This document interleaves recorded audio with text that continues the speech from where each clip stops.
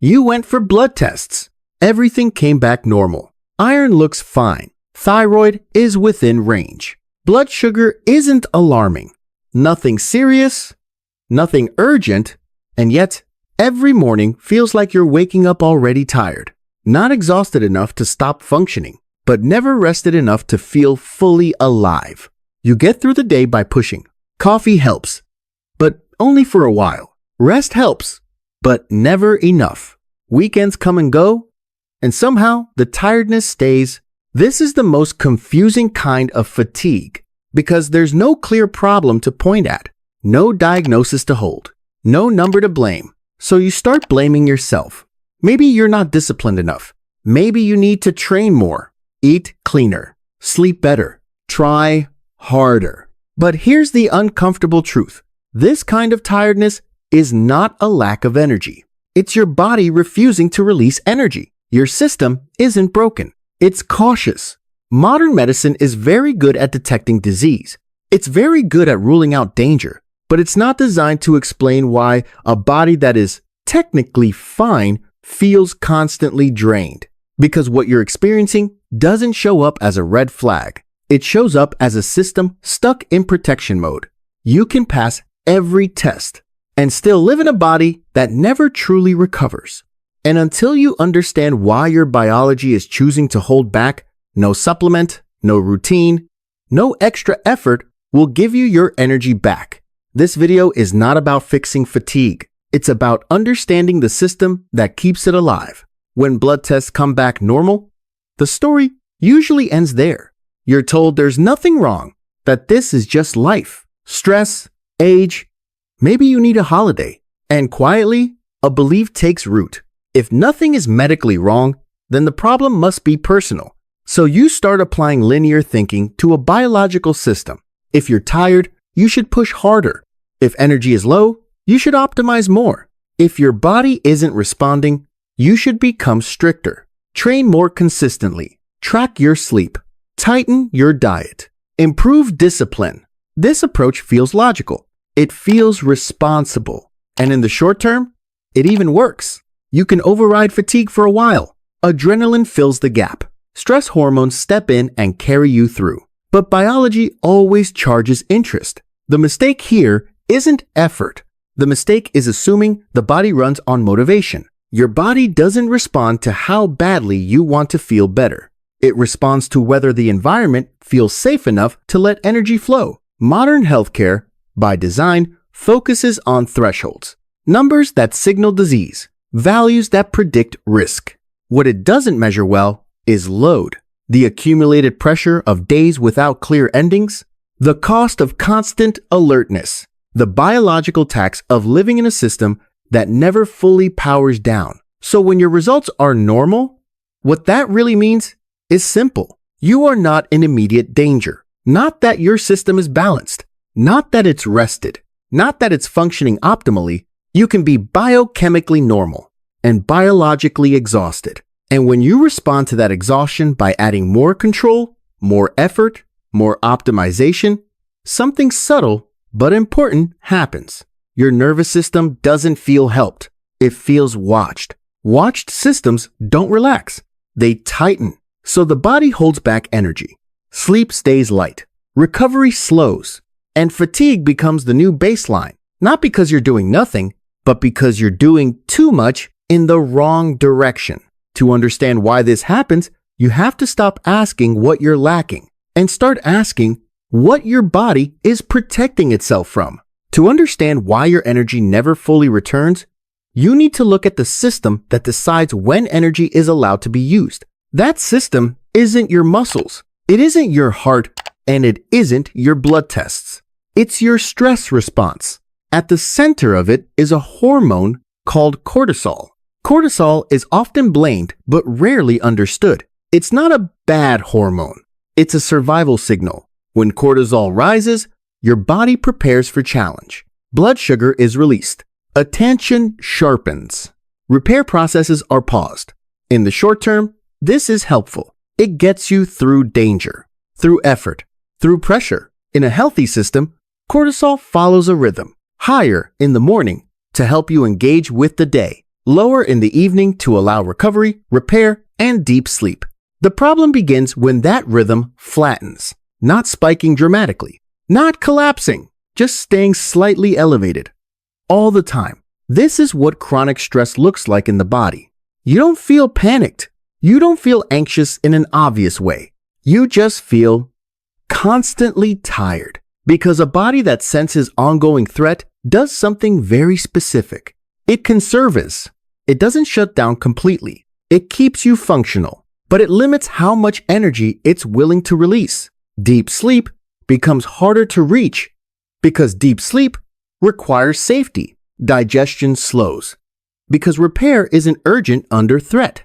Motivation fades, not because you don't care, but because the system is rationing fuel. And here's the key detail most people miss. This state doesn't show up clearly on standard blood tests. Cortisol can sit within normal range while still being wrong for your rhythm. Thyroid can look acceptable while being suppressed just enough to reduce energy output. Blood sugar can appear stable while stress hormones quietly keep it elevated in the background. So you're told everything looks fine, but your body is operating under a different rule set. It's not asking, do we have energy? It's asking, is it safe to spend it? As long as the answer is uncertain, the system holds back. This is why rest doesn't always help. Why holidays don't fix the problem. Why motivation feels unreliable. Because the issue isn't effort or recovery time. It's that the stress switch never fully turns off. And until that switch changes state, your energy will always feel limited, even in a body that looks healthy on paper. Once you understand that energy is being held back for safety reasons, the next question becomes unavoidable. What is your body reacting to? Because most of the time, it's not reacting to you. It's reacting to the environment you live inside. Your nervous system doesn't analyze intentions. It doesn't care that you're trying to rest. It doesn't care that you mean well. It reads signals. Signals about timing. Signals about repetition. Signals about whether today looks anything like yesterday. In a safe environment, the day has a clear shape. It begins, it builds, and it ends. In a stressful environment, that shape disappears. Morning bleeds into work. Work bleeds into the evening. Evening bleeds into screens. And sleep becomes just another activity squeezed in at the end. From the outside, this looks normal. From the perspective of the nervous system, it looks like a threat that never resolves. There is no clear signal that effort is finished. No reliable moment when vigilance is no longer required. No predictable rhythm to anchor recovery. So the system stays alert, not in panic, in preparation. This is why people can lie in bed and still feel wired. Why relaxing feels effortful. Why rest doesn't recharge the way it used to. Because rest, without a clear boundary, is not rest. It's just low-level alertness with the lights dimmed. And here's the part that quietly keeps fatigue alive. When every day is slightly different, when meals arrive at random times, when sleep shifts by an hour here and there, when work has no true off switch, the nervous system never learns what to expect. Uncertainty is expensive in biology.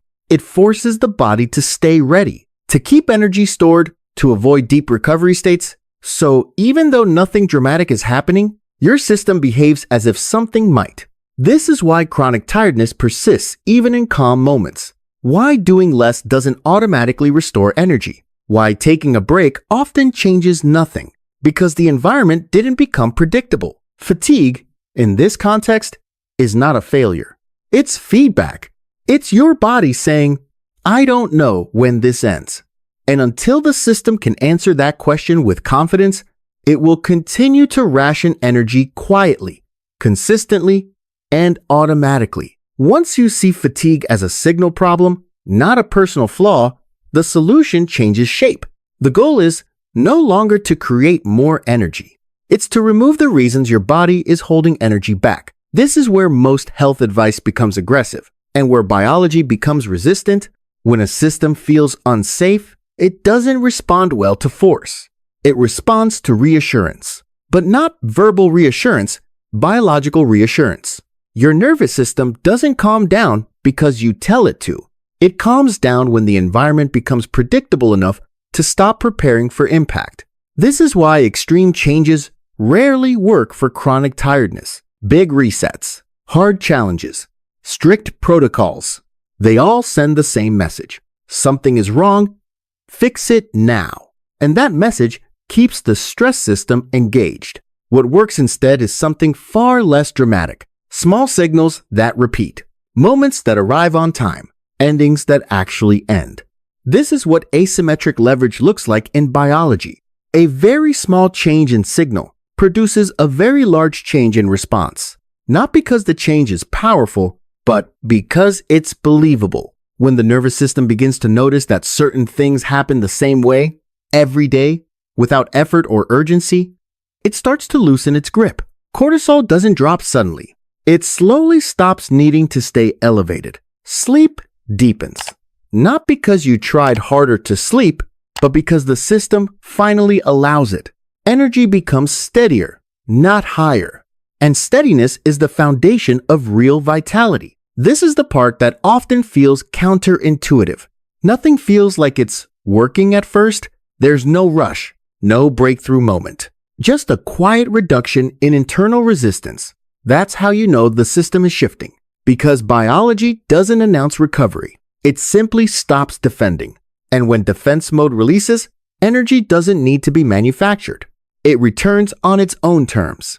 At this stage, one principle becomes unavoidable. Biology responds to rhythm, not intensity. This is where human logic and biological logic part ways. From a human perspective, big effort feels meaningful. It feels like progress. It feels like commitment. From a biological perspective, big effort is just noise, unless it's followed by a predictable return to safety. Short bursts of intensity have always existed in human history, but they were rare, and they ended clearly. Modern life changed that pattern.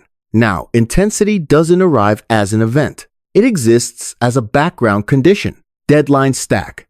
Alerts interrupt. Expectations linger. The body adapts to this by staying partially alert at all times. And once that happens, adding more intensity, even for healthy reasons, doesn't restore energy. It competes with recovery. This is why people who are very disciplined often feel more tired than those who are not. Not because discipline is harmful, but because discipline without rhythm keeps the system in output mode. Rhythm does something intensity never can. It teaches the nervous system what to expect. When effort happens at predictable times and rest happens at predictable times, the body stops guessing. And when guessing stops, energy stops being hoarded. This is why consistency feels boring, but works. Why moderate patterns outperform heroic pushes. Why systems heal faster than goals. The nervous system doesn't ask, "How hard did we try?" It asks, "Did today make sense?" When the answer is yes, recovery begins.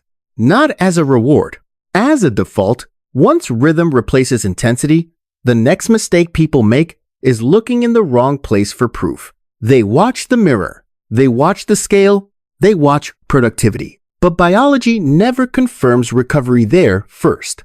It speaks quietly, from the inside out. The first sign is sleep not longer, but deeper. You stop waking up already tired. You don't feel wired at night, even when the day was full. Then energy changes its shape. Not a surge, not motivation, just steadiness. You can move through the day without constant stimulation. You don't need to push as often. Crashes soften. Hunger becomes clearer. You feel it arrive instead of ambushing you. You stop oscillating between forgetting to eat and overeating. Digestion becomes less reactive. Mental noise reduces. Thoughts line up instead of competing. Decision-making feels less heavy. You stop scanning for what's next. These are not lifestyle improvements. They are biological confirmations. They tell you the nervous system has stopped guarding every calorie, every hour, every decision.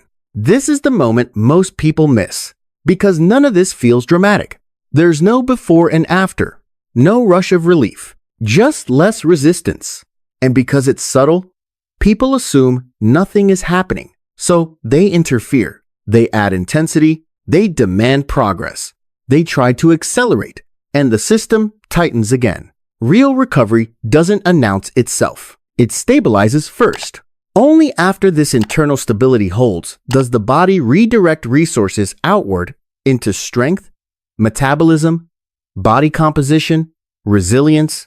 Trying to force those outcomes before the signals appear isn't ambition.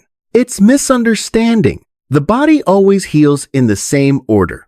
Safety first, stability second, change last. And if you skip the first two, the third never arrives. By now, one thing should be clear. Your body was never failing you. It was responding correctly to the signals it was given. Feeling tired with normal blood tests doesn't mean nothing is wrong. It means the problem lives upstream of what most measurements can see. Energy doesn't disappear because you lack discipline. It disappears because the system doesn't trust the conditions it's operating in. And trust, in biology, is not emotional. It's structural. It's built from rhythm, from predictability, from environments that clearly signal when effort ends and recovery is allowed to begin. This is why forcing change rarely works. Why motivation fades. Why people blame themselves for something their nervous system is doing on purpose. Your body isn't lazy. It isn't broken. And it isn't out of fuel. It's conserving. Health doesn't arrive when you push harder. It arrives when you stop sending signals that something is always wrong. That's what this channel is about. Not hacks. Not discipline. Not pretending biology cares about your goals. Health Explained exists to help you see the systems you're living inside and stop unknowingly feeding the ones that keep your body in defense mode. When the system feels safe, change doesn't need to be chased. It follows. If this way of understanding your body makes sense, stay with the channel, not to fix yourself, but to finally stop fighting a system that's been trying to protect you all along.